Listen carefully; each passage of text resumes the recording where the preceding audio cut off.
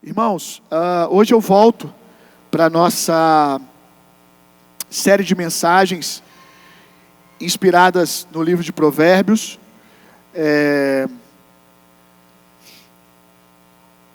Apesar de, mesmo falando sobre as matérias da Jesus School, me esforcei para sempre estar pontuando alguma coisa no livro de Provérbios. Acho que consegui na maioria das vezes.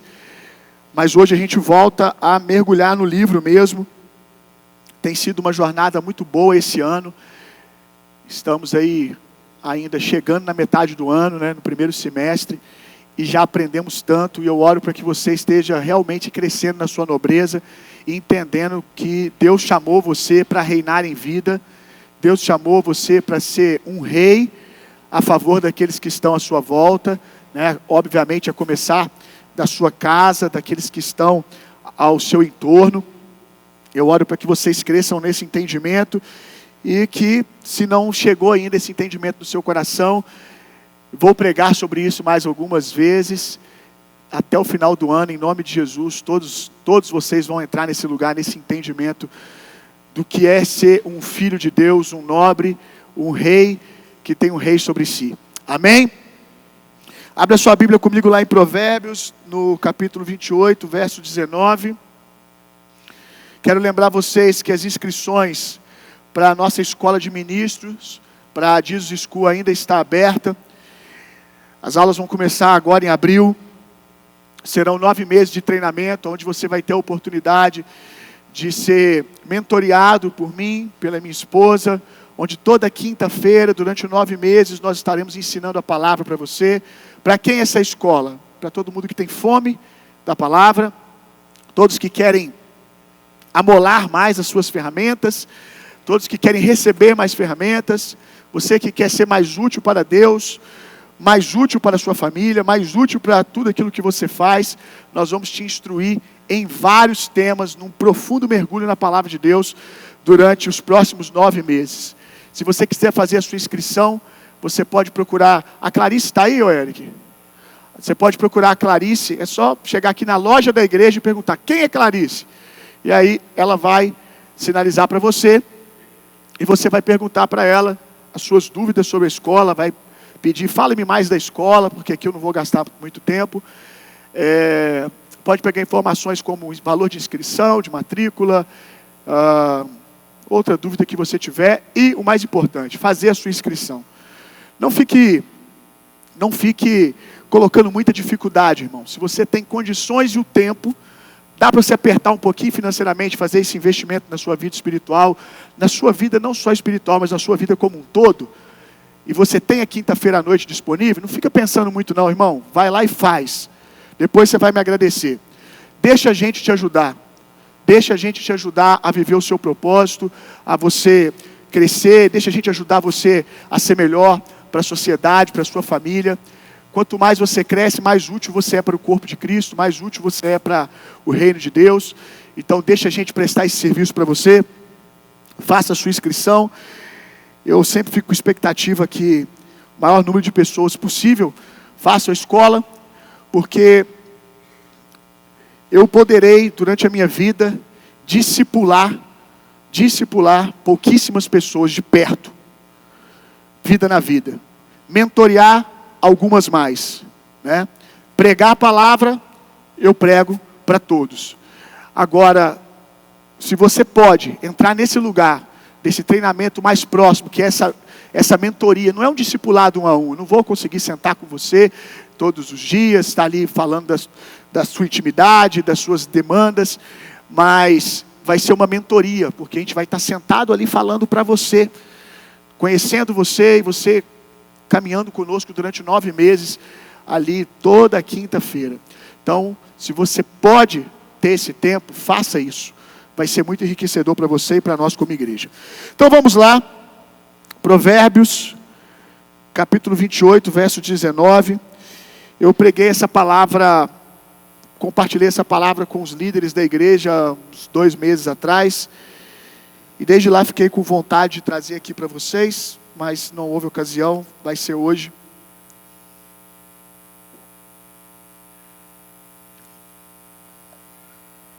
Olha que texto poderoso.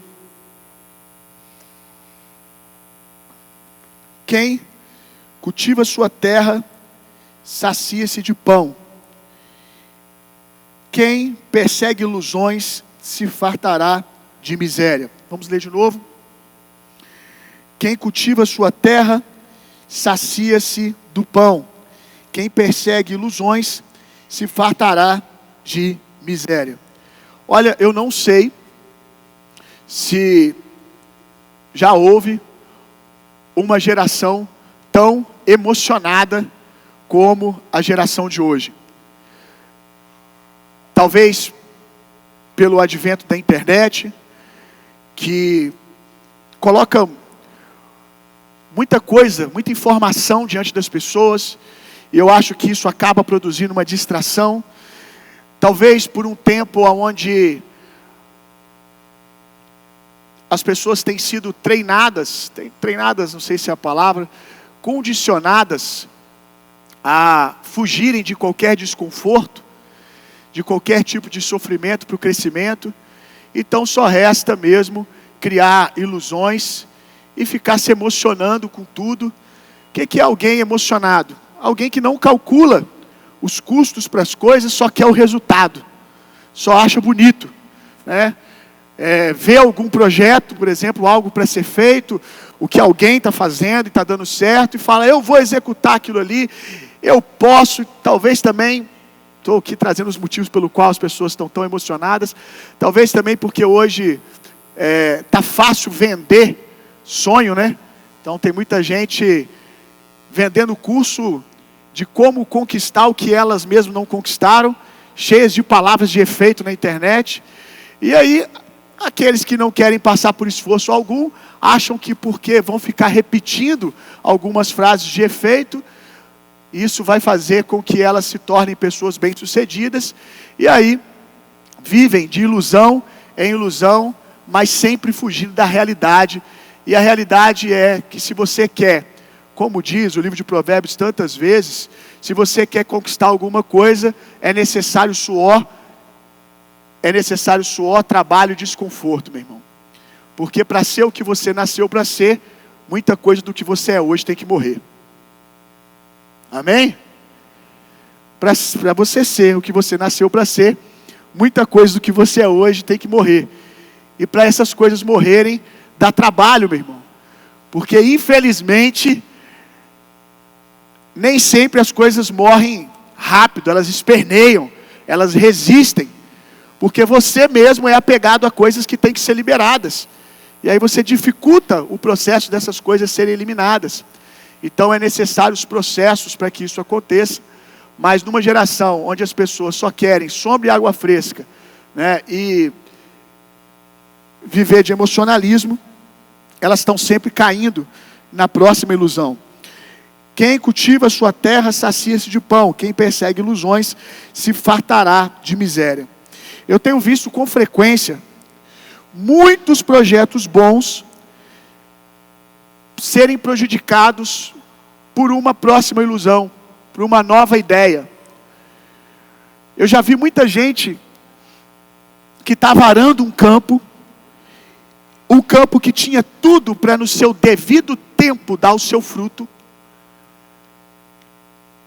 De repente, vê uma outra oportunidade, talvez porque o outro está executando e está dando certo, ou só, como eu vou dizer daqui a pouco, pela vontade de fazer algo novo, ou pelo desconforto dos calos nas mãos, enquanto ara aquele campo, abandonar aquela terra e partir para uma empreitada emocionada, que é uma verdadeira ilusão.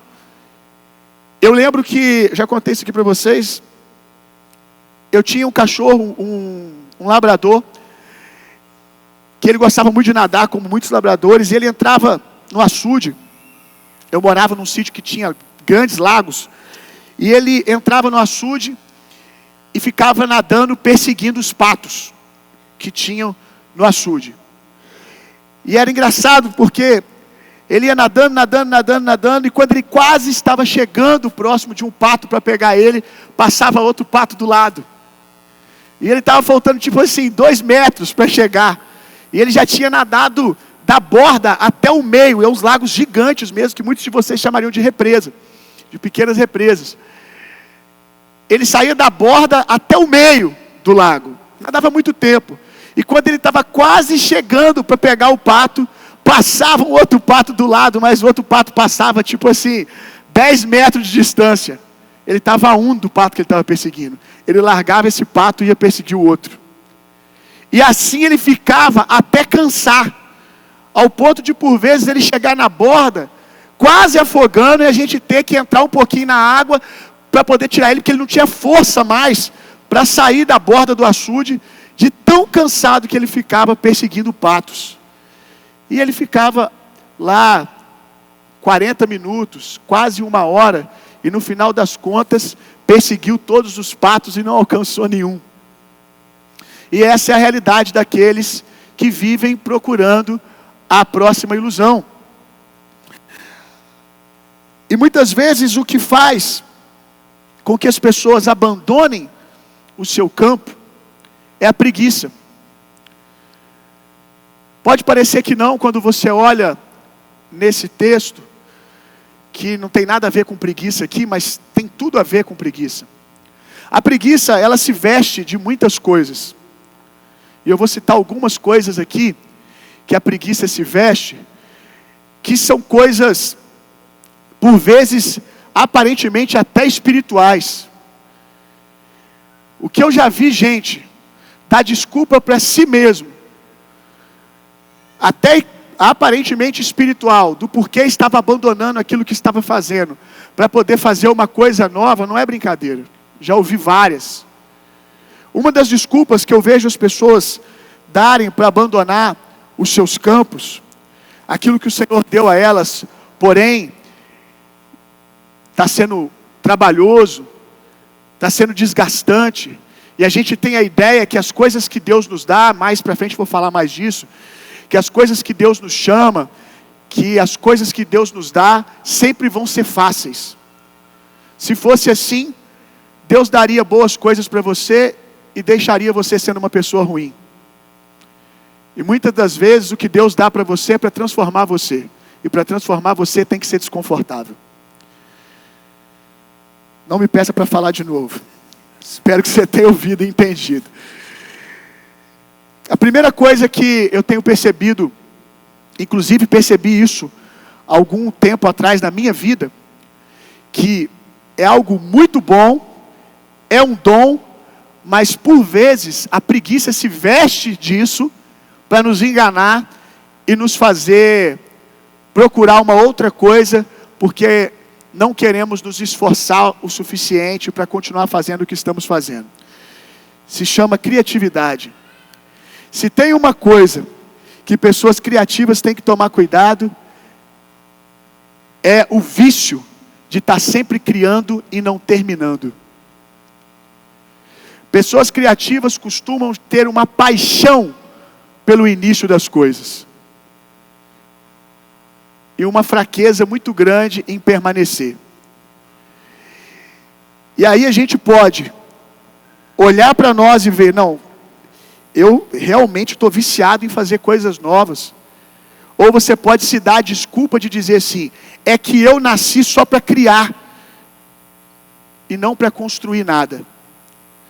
Eu acredito que existem pessoas que, embora já ensinei que todo mundo nasce com habilidade criativa, e a habilidade criativa é desenvolvida na vida de todos, o quanto você estiver disposto a desenvolver isso, mas entendo que alguns vão ter como vocação áreas de criatividade.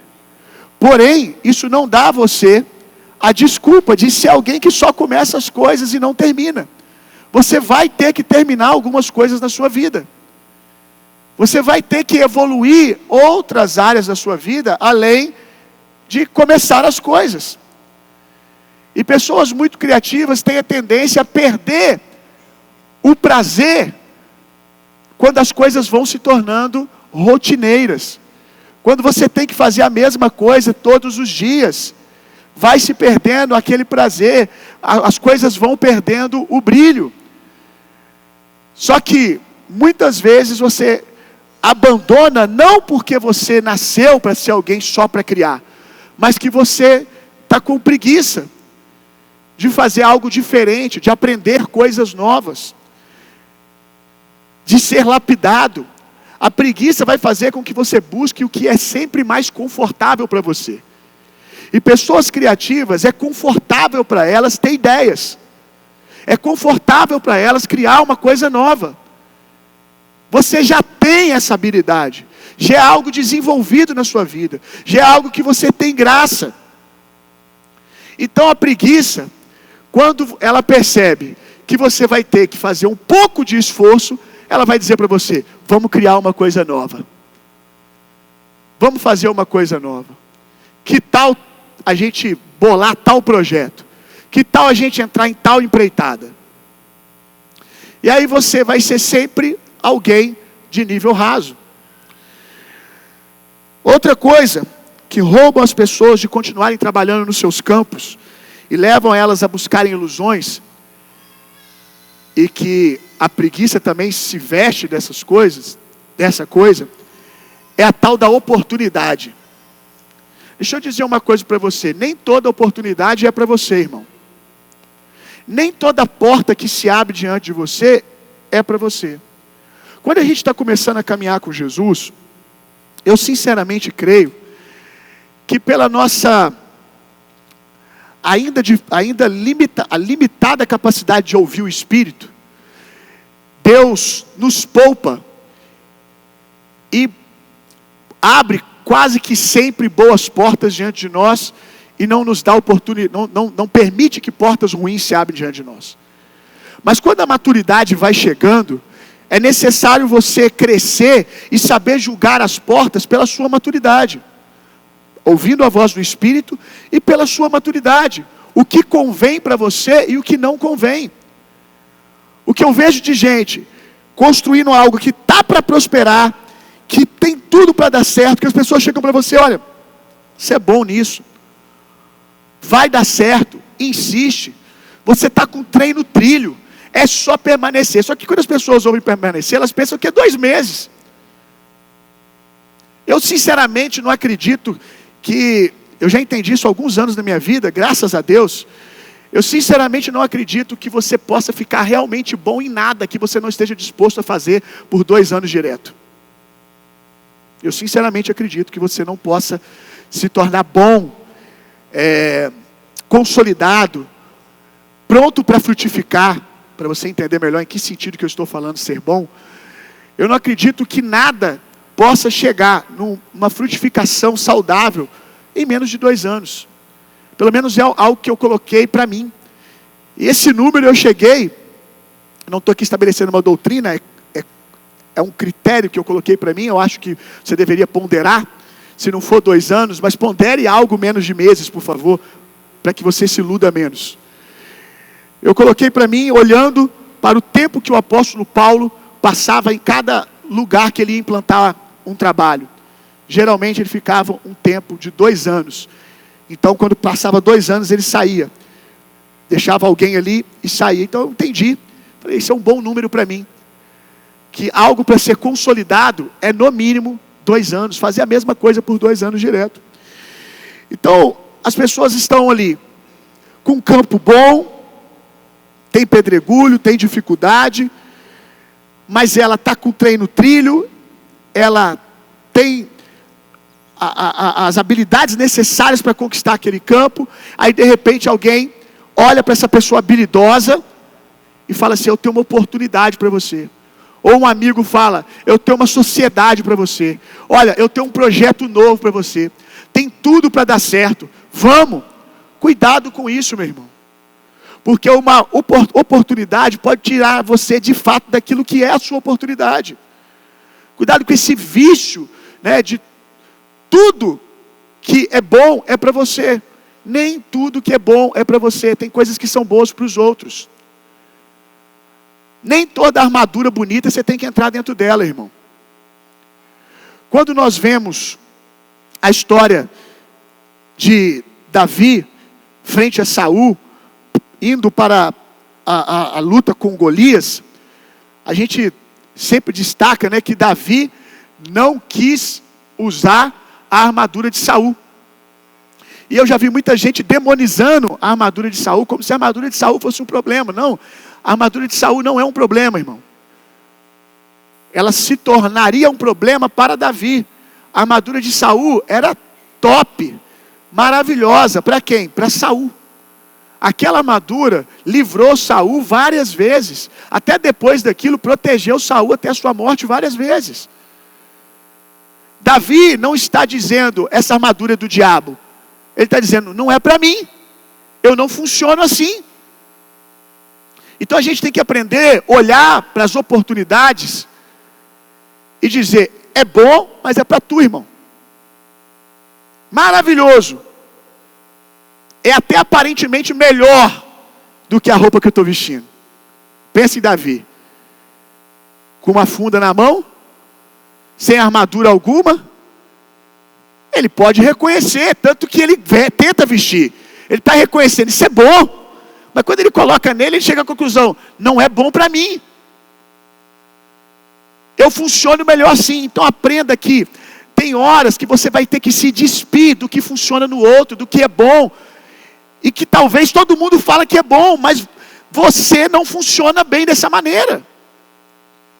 Não é para você. Agora imagina se Davi vai e veste aquela armadura pesada, desconfortável, que ele não tem treinamento para poder caminhar com ela, muito menos para guerrear, só porque é uma oportunidade. Nossa, que oportunidade! A gente tem que tomar cuidado com as nossas vaidades, porque às vezes a vida vai nos apresentar um campo que aparentemente é mais farto do que o nosso, mas não é para nós.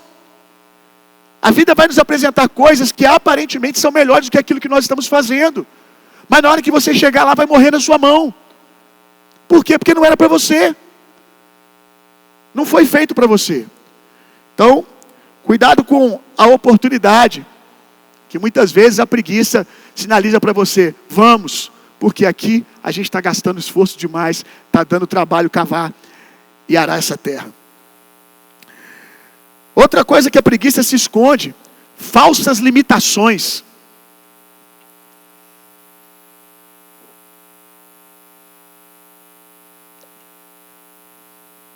Eu não vou prosseguir, porque eu não sei fazer isso, eu não sei fazer aquilo. Ah, irmão, você aprende. Você aprende. Se você continuar correndo atrás do próximo pato, você nunca vai se tornar quem você precisa se tornar para o seu projeto. Muitas vezes nós saltamos para o próximo projeto, porque esgotamos. Eu vou até ler exatamente como eu coloquei aqui. A maioria das pessoas trocam de campo porque percebem que aquilo que são boas fazendo se esgotou. Então agora suas imperfeições serão expostas. Quando a gente está trabalhando no nosso campo. E aí chega num lugar que a gente precisa desenvolver novas habilidades, ou aprofundar algumas habilidades, a gente prefere arrumar uma desculpa, a preguiça, que é o seu cérebro tentando poupar energia, começa a sinalizar para você, troca de campo, faz outra coisa, vamos fazer coisa que você é bom. A gente fica exposto, principalmente quando você lidera pessoas. Falei isso com a liderança. Eu estou aqui trazendo a palavra numa versão para vocês. Não foi exatamente nessa realidade que eu preguei para eles, embora eu usei os mesmos textos, algumas coisas foram iguais. Eu estava falando com eles, quando você lidera pessoas, quando você chega no seu limite do que você é bom, você quer começar um outro projeto. Porque você não quer que as pessoas que trabalham com você descubram que você não sabe tudo. Descubram que você agora vai fazer uma coisa que você não tem tanta habilidade e vai cometer erros. E até ali, você era a expressão do sucesso. Tudo aquilo que você pegava para fazer, dava certo. Por quê? Porque eram coisas que você é habilidoso e treinado. Agora a sua equipe vai ver que você precisa pedir ajuda, que você não sabe fazer, que você está aprendendo, então um dia você acerta, o outro você erra. Mas o que você pensa ser horrível para a sua equipe, para o seu time, é maravilhoso. Porque você vai dar duas informações para o seu time. A primeira é de que pessoas incríveis precisam ainda de aprendizado e vai gerar fome de conhecimento neles também.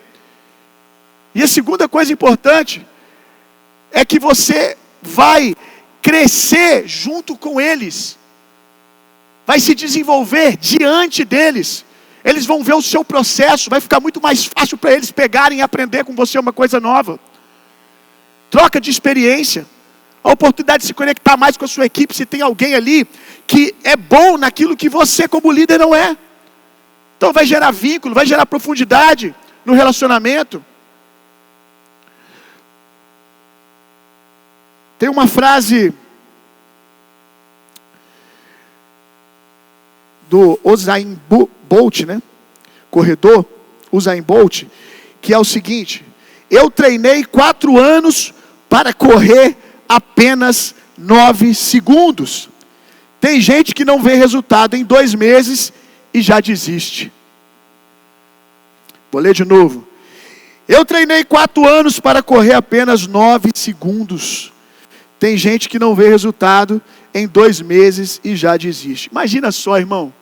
Você correr, treinar 4 anos. A gente está falando de um corredor de alta performance, então a gente está falando de 10 horas, 12 horas de treinamento por dia. Não 12 horas correndo, mas academia, alimentação, todo o trabalho psicológico. Correr todos os dias, para você correr 9 segundos. 9 segundos. 4 anos se dedicando para isso. E como ele diz, tem gente que acha que 2 meses é muita coisa. Tem gente que acha que 1 ano é muita coisa. Tem gente que acha que 1 ano e meio se dedicando a algo, para algo frutificar, é muita coisa. São os pedregulhos do seu campo que forjam você, meu irmão. Os mesmos pedregulhos que você pensa em abandonar o projeto quando você encara eles. O problema hoje, eu acho que a gente tem pouca familiaridade com a agronomia, pela realidade que nós vivemos hoje, né? Eu acho que muita coisa que é descrito no livro de Provérbios, não só no livro de Provérbios, as parábolas de Jesus, eram mais fácil captadas e entendidas pelas pessoas daquele dia que cultivavam a terra. Lembrando que essa era uma realidade de proximidade para todos. Se você tinha um campo ou não, você tinha familiaridade. Porque tudo girava em torno do campo. Ainda que você não tivesse um campo, você via esse processo acontecendo ao seu redor o tempo todo. Agora hoje não. Hoje você não planta aquilo que você come. Chega para você na sua casa ou você busca na prateleira. Aí você acha que porque é assim na sua vida natural, na sua vida espiritual vai ser também. Não será, irmão. Na vida, de fato, vai ser como a agronomia, como cuidar de um campo. Arar a terra, tirar pedregulhos, cavar buraco, plantar semente, regar todos os dias, dormir e ter fé de que vai semear, que o que você semeou vai crescer e vai dar fruto. Essas pessoas aqui tinham total familiaridade com isso e nós não temos. Então nós temos ficado cada vez pessoas mais fast food, sabe? Tudo é nesse miojo, botou lá 3 minutos, está pronto. Acho que nem miojo gasta mais 3 minutos, deve ter miojo hoje de 1 minuto. Daqui a pouco você vai fechar a porta do micro-ondas, vai abrir o miojo e já vai estar pronto. Tudo está desse jeito. E as pessoas querem que a sua vida seja assim. E não é uma realidade. Isso é uma grande mentira. Se você quer de fato se tornar quem você nasceu para ser, pare de fugir dos pedregulhos do seu campo. Porque são esses pedregulhos que vão forjar o seu braço da fé. São esses lugares que sempre você encara pedra, dificuldade e você foge por conta da preguiça, que você chama de muitas coisas, é que o seu músculo da fé nunca é enrijecido. E você jamais vai poder se tornar quem você nasceu para ser. 1 Timóteo capítulo 1, verso 3. Enquanto você abre, ainda aqui pensando no desafio de permanecer no mesmo campo, ainda quando encontramos pedregulhos, eu servi por anos em um buraco antes de estar aqui, meu irmão. Mas sementes precisam de buracos para serem germinadas. Me lembro como hoje, quando eu estava pastoreando em Benfica, na igreja metodista. Eu já estava há uns 2 anos lá. E naquele momento eu estava no auge da prosperidade financeira do meu ministério. Ganhava R$300 por mês para trabalhar tempo integral. Integral, irmão. Chegava na igreja 9 horas da manhã e saía tarde da noite. Atendia gabinete a tarde inteira. A tarde inteira. E durante 1 ano eu não recebi nada. Depois comecei a receber o farto salário, graças a Deus, de R$300 e cesta básica. E 2 anos que eu estava lá, um dia um discipulador meu que eu não via há muitos anos, pelo menos pessoalmente, eles falavam muito pouco, quando a gente se esbarrava, não via assim, né, de sentar junto e conversar, às vezes se esbarrava no banco, na Alfield, em algum lugar, aí se cumprimentava, mas não tinha mais relacionamento de profundidade. Depois de uns 2 anos, ele me ligou, falou assim, eu preciso falar com você, encontra comigo em tal lugar. Eu falei, vou lá. E aí fui, e aí ele parou comigo, aqui do outro lado da rua, engraçado, né, hoje eu estou aqui, olha só. Parou comigo do outro lado da rua, em frente aonde era a IBPNE na época, que hoje é a Ágape. Aí parou em frente à IBPNE ali, eu desci com um discípulo comigo, que era o Diego. Diego estava comigo, o irmão aqui era dessa época, conhece esse discípulo. O Diego estava comigo, e aí desci do carro, aí esse cara virou para mim e falou assim, olha só, eu tenho uma proposta para te fazer. Eu estou congregando nessa igreja aqui, e a gente precisa de um pastor aqui para cuidar dos jovens. Deus está fazendo algo grande aqui, tem um grande mover de Deus acontecendo, e a gente precisa de um cara igual você para pastorear os jovens. E aí ele disse assim, o seu ministério não é um ministério para ficar naquele buraco. Não julgue ele é esculachado a si mesmo, mas ele é uma bênção. Não é para ficar naquele buraco. O seu ministério é um ministério para estar no centro. Você precisa sair daquele buraco. Eu vou assumir você, uma pessoa que tinha recurso. Não se preocupe, eu vou assumir você financeiramente. Vou te dar salário, vou te dar carro, trocar pneu do seu carro, botar gasolina. Você vai morar na minha casa, que é lá no bairro tal. Tudo que você precisar, eu vou te dar suporte para você vir para cá. Você só precisa pegar e sair daquele buraco lá. E na hora que ele falou isso, o Espírito Santo gritou no meu coração. Ele está certo. Mas diga para ele que é o seu tempo de ficar no buraco. Lá é um buraco mesmo. O seu ministério é um ministério para o centro. Mas não é a hora. Agora é a hora de você ficar no buraco. Ele estava tão certo que hoje eu estou aqui na região central e quando a igreja foi nascer, Deus falou comigo, vocês serão uma igreja para o centro. Porque vocês são uma igreja para a cidade, então vocês precisam estar no centro da cidade. E aí eu virei para ele e falei, você está certo mesmo. Lá é um buraco. Só que Deus disse comigo, para mim, que é tempo de ficar no buraco. E aí, voltei eu, irmão, para ficar com os R$300. E é alguém que eu confiava, que eu sabia que se eu fosse, eu teria todo o suporte que ele estava falando. E eu voltei para lá. Foi desconfortável? Foi. Foi um campo que tinha muito pedregulho, irmão. Oh, que luta! Mas eu fui sendo forjado ali. E hoje eu só sou quem eu sou por causa do buraco que eu não rejeitei. Hoje eu só estou onde eu estou porque eu continuei cavando a medida certa de plantar semente. Tem gente que quer cavar 1 mês e plantar semente. Semente essa que tem poder para frutificar muito mais se ela for colocada na profundidade certa. Tem semente que pode crescer no raso, mas o que cresce no raso, meu irmão, o que cresce no raso é árvore pequena. Se algo é realmente relevante e grande, precisa de um buraco grande. Então, eu não estou aqui do nada. Eu estou aqui porque eu decidi crescer para baixo primeiro. Eu decidi acreditar no meu campo quando ninguém acreditava nele. Na verdade, eu decidi ouvir a voz do Espírito, porque teve muitas vezes que eu também não acreditei também não. Muitas vezes que eu tive que ser exortado pelo Espírito Santo.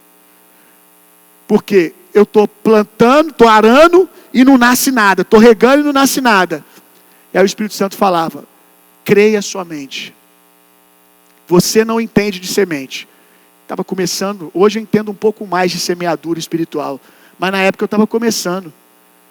E aí ele falava comigo, você não entende de semente, mas você está caminhando aqui com o melhor agricultor de todos os tempos.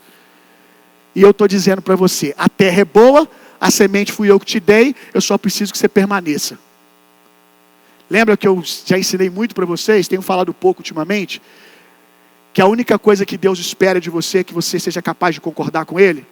É isso, irmão. Deus, não estou vendo nada. Concorda comigo, só isso. Creia somente. É isso que eu preciso. 1 Timóteo capítulo 1, verso 3, a gente começa a ver que nem tudo que é de Deus é fácil e flui de maneira confortável. Nem tudo que é de Deus é fácil e flui de maneira confortável. 1 Timóteo capítulo 1, verso 3.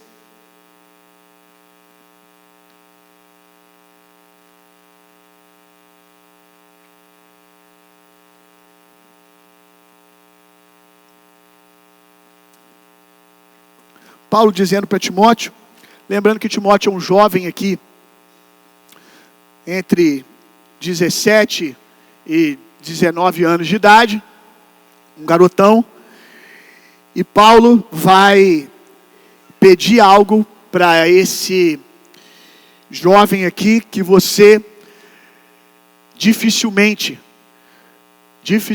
pediria, pelo menos na visão que nós temos hoje do que é formar líderes, formar pessoas, você pediria para o liderado que você ama. Conforme te solicitei, quando partia para a Macedônia, permanece em Éfeso, para advertires a certas pessoas que não mais ensinem doutrinas falsas. Ah, pastor, o que tem de mais aqui ele pedir para Timóteo, um jovem, ficar em Éfeso? É que você precisa entender o que é Éfeso aqui nesse momento, irmão. Abra sua Bíblia comigo agora em Atos, capítulo 19, verso 29. Atos 19, 29. Paulo está pedindo para que Timóteo permaneça em um lugar que ele mesmo teve que ser retirado lá às pressas. Tamanha era a dificuldade de pregar o evangelho para esse povo em Éfeso. Um lugar extremamente hostil. Olha isso aqui. Rapidamente toda a cidade foi envolvida por absoluto alvoroço. O povo correu alucinado para o teatro, arrastando os companheiros de ministério de Paulo, os macedônios, Gaio e Aristarco. Então Paulo quis apresentar-se à multidão, mas os discípulos o contiveram. Também alguns dos oficiais religiosos romanos, amigos de Paulo, chegaram a mandar-lhe um recado expresso, rogando-lhe que não se arriscassem em ir até o teatro. Paulo teve que sair de Éfeso escondido, porque as pessoas queriam matá-lo. Esse era o lugar que Paulo está mandando Timóteo para começar a sua carreira ministerial. Timóteo já começa a sua jornada pegando esse tipo de terra. 1 Coríntios capítulo 15, abre aí comigo. 1 Coríntios 15, 32.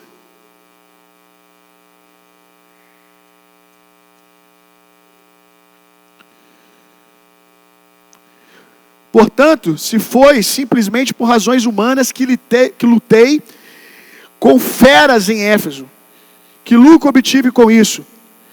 Olha qual é a denotação que Paulo dá para o ambiente de Éfeso. Eu lutei com feras selvagens. Esse é o diagnóstico que ele dá para o tipo de pessoa que tinha em Éfeso. 2 Coríntios capítulo 1, verso 8 e 9.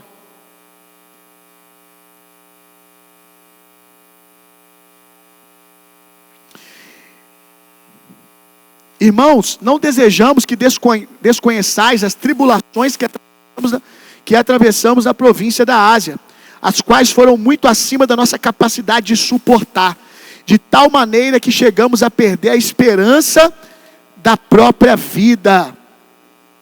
É isso aqui que Paulo experimentou e dá de diagnóstico de Éfeso, aonde ele está enviando Timóteo.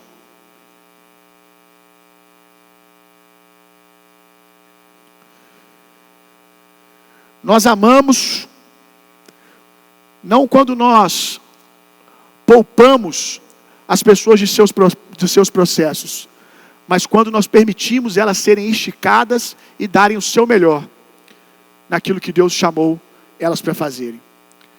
Nós como líderes hoje, inclusive porque estamos sendo influenciados por esse contexto, aonde não podemos ter desconforto algum, aqueles que lideram aqui, temos a tendência de poupar as pessoas daquilo que nos forjou. E a gente acha que isso é amor. Não, isso é pena. Isso não é amor porque Deus não faz isso conosco. Deus não nos poupa dos nossos processos porque Ele nos ama e quer matar tudo aquilo que é inimigo de nós mesmos. Então, se você quer ser alguém relevante, um líder, quer ser alguém mais útil para a sociedade, quer ser mais útil, cumprindo o seu propósito, pare de fugir de desconforto. Pare de ficar buscando os caminhos mais fáceis. Se Deus está te chamando para Éfeso, se o lugar que você está hoje é rodeado de feras, saiba que Deus não chama ninguém sem dar a ele graça e poder para executar uma missão. Se Deus te colocou no ambiente, Ele já te deu graça necessária. Agora, você precisa crer, concordar com Deus.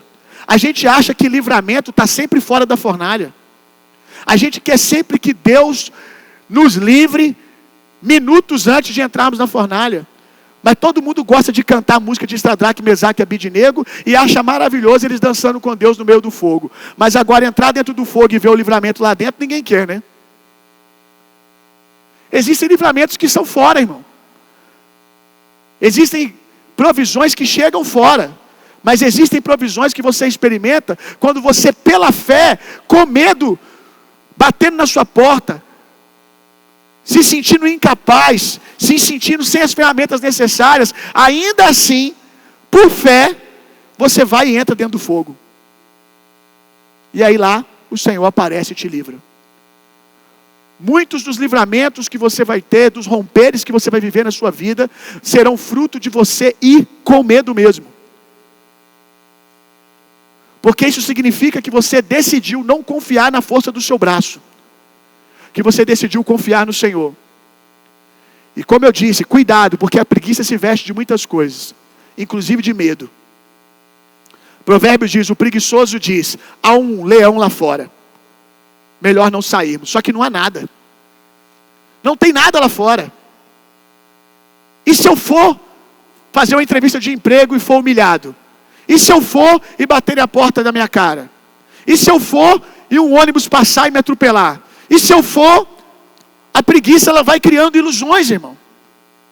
E vai fazendo você permanecer no mesmo lugar. E morrer na mesma geografia que você nasceu. Sendo a mesma pessoa que você sempre foi. Sem esgotar todo o seu potencial. Todo mundo deveria almejar morrer vazio. Porque deu tudo o que tinha para dar enquanto estava vivo. Então viva sem reservas, irmão. Mas cuidado, porque viver sem reservas não é sempre estar correndo atrás de um pato novo. Muitas vezes viver sem reservas é dar tudo o que você tem para o campo que está diante de você hoje. 2 Timóteo capítulo 2, para a gente encerrar, verso 3 em diante.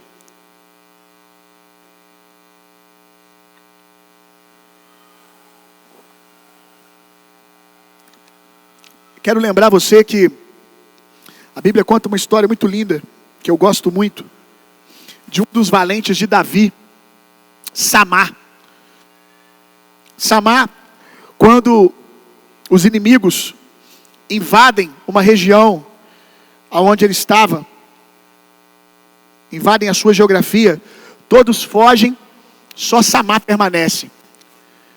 E a Bíblia diz que Samá se coloca em frente a um campo de lentilhas.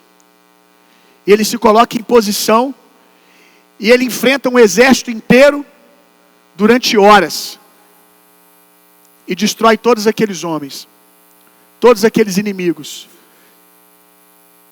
Samá decidiu proteger aquilo que a maioria deve ter pensado, é só um campo de lentilha. Mas ele olhou e disse: eu vejo aqui a provisão da minha casa e da minha família, o inimigo não vai me roubar isso aqui. Eu vou lutar por aquilo que eu acredito. Às vezes o que falta é isso, meu irmão. Você se posicionar na frente do seu campo de lentilhas. Pastor, você falou de alguém que todo mundo diz: vai frutificar, vai dar certo. No meu caso é diferente. As pessoas que estão ao redor não acreditam no meu campo de lentilha. Não seja tolo de não ponderar, de não pensar, de analisar, porque se existem pessoas relevantes falando, você deve sentar e dar ouvido, porque você pode estar trabalhando no campo errado. Porém, entretanto, se são pessoas irrelevantes, ou se você está extremamente convicto, permaneça e lute pelo seu campo. Você não vai se perdoar de não ter dado tudo de você, irmão, se você tinha uma palavra de Deus. Quem é casado aqui, os homens, saibam que por vezes vocês vão ter que trabalhar em campos que as suas esposas não conseguem ver o que você vê. Isso é sacerdócio, isso é liderança. E a sua esposa: eu não entendo. Se ela for uma mulher sábia, ela vai dizer: eu não entendo, não consigo opinar, para mim não está fazendo sentido, mas eu estou com você, amor, em oração. Mas não consigo estar com você na mesma convicção, no entendimento que você está. E se a sua mulher está falta de sabedoria naquele momento e diz: isso não vai dar certo, e você tem certeza, mas saiba que depois você vai ter que arcar com isso. Se você tem certeza, vá, meu irmão, porque é o seu papel, muitas vezes, lutar sozinho pelo seu campo de lentilha. Essa é a diferença de um líder para os seus liderados. É algo que Deus tem falado muito no meu espírito esses dias. Um texto que eu já li tantas vezes, mas caiu como revelação esses dias. A diferença de um líder e dos seus liderados, no momento em que Jesus está no barco e uma tempestade assola o barco. Os liderados estão inquietos, correndo de um lado para o outro, gritando, e Jesus está, é necessário dar ênfase, literalmente dormindo. A diferença de um líder para os seus liderados é a capacidade que o líder tem de dormir no mesmo lugar que todos estão inquietos e gritando. E é literalmente, irmão, dormir. Porque o que a gente chama de descansar é o processo de tentar descansar. Tudo bem. Mas tem hora que a gente diz assim: eu estou descansando, o pau está quebrando, eu estou descansando. Mas você está assim: estou tentando, na verdade. Abre o olho, eu tenho que dormir, eu tenho que descansar. Mas Jesus não estava assim, irmão. Ele teve que ser acordado. Ele teve que ser acordado. Ele estava literalmente descansando, enquanto os seus liderados estavam em pânico. Você não se torna essa pessoa de um dia para o outro, meu irmão. Você veleja muitos barcos antes. Muitos mares, melhor dizendo. E mar tranquilo não faz bom marinheiro. São muitos processos para você chegar nesse lugar. São muitos processos para você chegar no lugar aonde você se torna bom em arar terra. E aí, quando Deus te traz para um desafio gigante, novo, porque Deus faz coisas novas também. Não estou aqui pregando contra o novo. Eu estou dizendo para você para não ficar viciado em coisas novas, porque a vida não é sobre isso. Deus traz coisas novas. E aí quando Deus trouxer de fato uma coisa nova, que talvez, que todo mundo vê é só lixo e pedra, você vai conseguir contra tudo e todos, agora não só contra 5, 6 pessoas, mas talvez carregando 1.000, 2.000 pessoas nas suas costas, dizer: eu sei o que eu estou fazendo, eu já fiz isso aqui antes, eu entendo de terra, eu entendo de semeadura, eu sei o que eu estou fazendo. Essa convicção nasce da prática, de machucar as mãos enquanto ara as terras que você está pensando em abandonar hoje. 2 Timóteo capítulo 2, verso 3. Participa dos meus sofrimentos como bom soldado de Cristo Jesus. Paulo está dizendo para Timóteo, aquele jovem que ele mandou ele para a boca do leão, literalmente, para ficar no meio de feras. Paulo conseguiu ver em Timóteo que provavelmente ele não viu nos primeiros dias da sua caminhada. Mas um líder é isso, meu irmão. Participa dos meus sofrimentos como bom soldado de Cristo Jesus. Nenhum soldado em serviço se permite envolver em negócios da vida civil, porquanto seu objetivo é agradar aquele que o recrutou para a guerra. Da mesma forma, nenhum atleta é coroado como vencedor, se não competir de acordo com o regulamento. O lavrador que trabalha arduamente deve ser o primeiro a participar dos frutos da colheita. Eu vou começar pelo último versículo, versículo 6. E eu quero citar uma verdade sobre cada um desses textos, desses versos. O lavrador que trabalha arduamente deve ser o primeiro. Na verdade, eu vou começar aqui.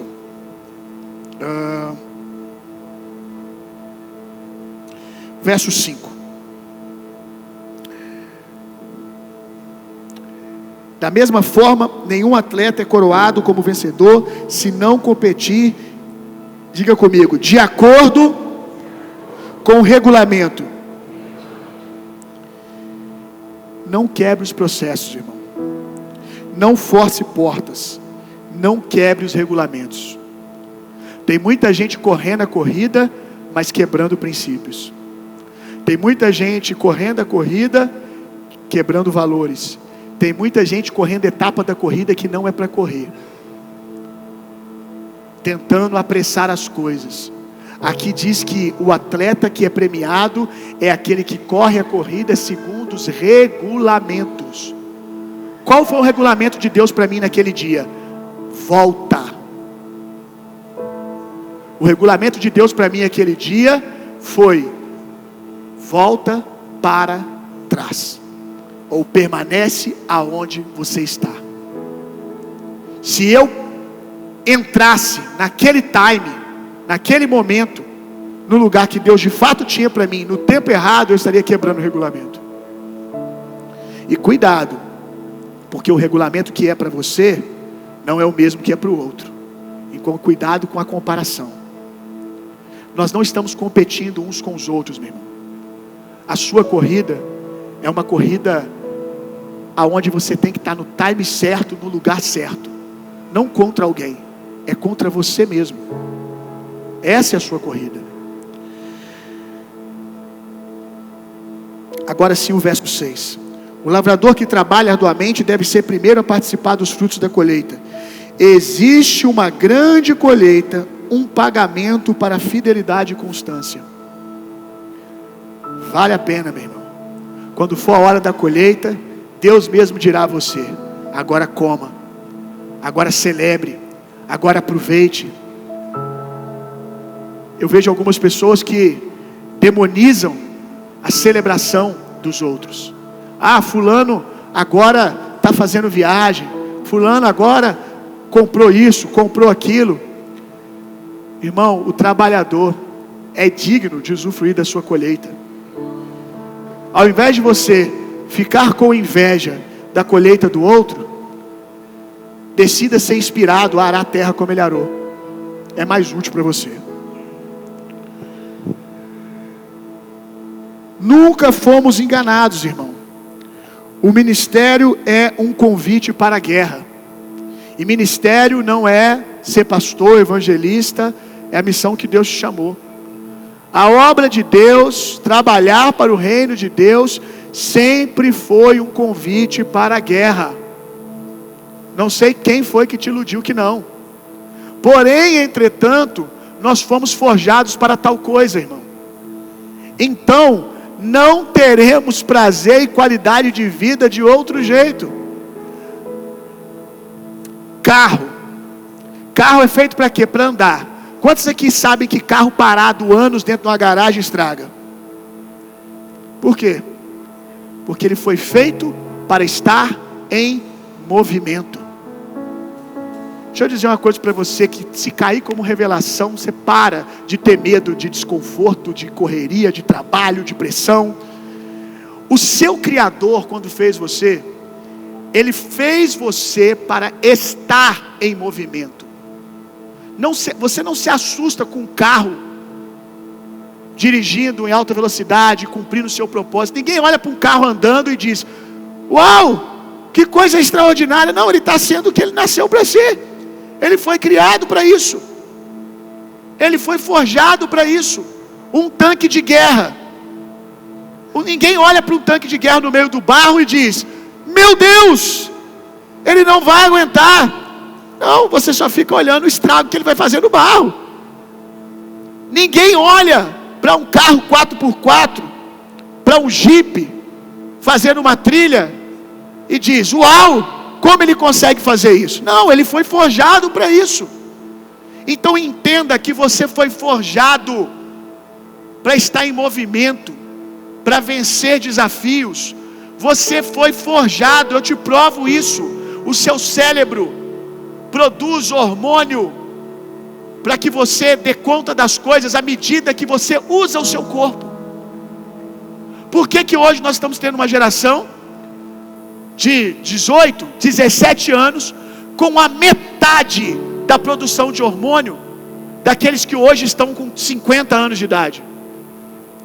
Porque crescem sentados na frente de um computador e ali ficam. Não arrancam o tampão do dedo, não jogam a bola, não pegam a chuva. O que o corpo vai entendendo? O cérebro humano, ele é naturalmente preguiçoso. Ele poupa energia. Eu não vou produzir hormônio para quem não precisa. Entenda que você está mais exposto para quebrar parado do que em movimento. Você tem mais chance de se ferir parado do que em movimento. Você não foi feito para ficar acomodado. Você foi feito, forjado para a guerra, irmão. E quanto mais você faz, mais energia você tem, mais força você tem, mais criatividade você tem. À medida que você usa, o seu corpo vai celebrando. Agora sim. Agora sim. Foi para isso que a gente foi feito. Joga a gente no barro que a gente se diverte. É isso, meu irmão. A esposa do Conigan, que é o fundador da Jocum, Darlene Conigan. Eu nunca sei falar o nome dele, sobrenome. Quem sabe aí, gente? Eu acho que é Conigan mesmo. A esposa do fundador da Jocum, com 80 anos de idade, cerca de 80 anos de idade, uma jovem senhora, ela disse: se você não sente, presta atenção nisso aqui, irmão. Se você não sente, algumas vezes na sua semana, a sensação que está se afogando diante das suas atividades, você se acomodou e parou de crescer. 80 anos de idade está procurando desafio, irmão. 80 anos de idade está procurando uma vida radical. Sabe por que ela está com 80 anos e cheia de vida? Porque ela vem vivendo essa filosofia aqui todos os dias da vida dela. O dia que você parar de se movimentar, você está prestes a morrer. Você foi feito para se movimentar e para produzir. Se coloque de pé no seu lugar.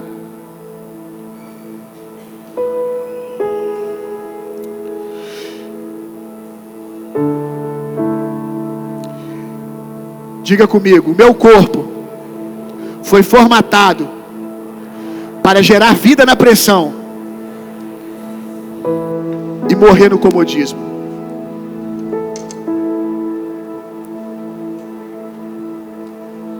Senhor, em nome de Jesus, eu oro para que essa palavra produza sinais, mudança, transformação. Se há alguém aqui hoje que precisa reconhecer que tem sido preguiçoso, talvez hoje pode reconhecer porque percebeu que existe preguiça escondida em algumas áreas. E aleluia, porque tudo aquilo que a luz denuncia, ela tem poder de destruir. Tudo aquilo que o Senhor mostra, o Senhor também está disposto a trabalhar para eliminar. Na verdade, se ousarmos crer, o trabalho já está feito. Então eu oro em nome de Jesus para que arrependimento, que a mudança de atitude chegue para cada um de nós. Existem coisas grandes e extraordinárias para nós executarmos, mas que estão para aqueles que decidem concordar com o Senhor, que decidem parar de fugir.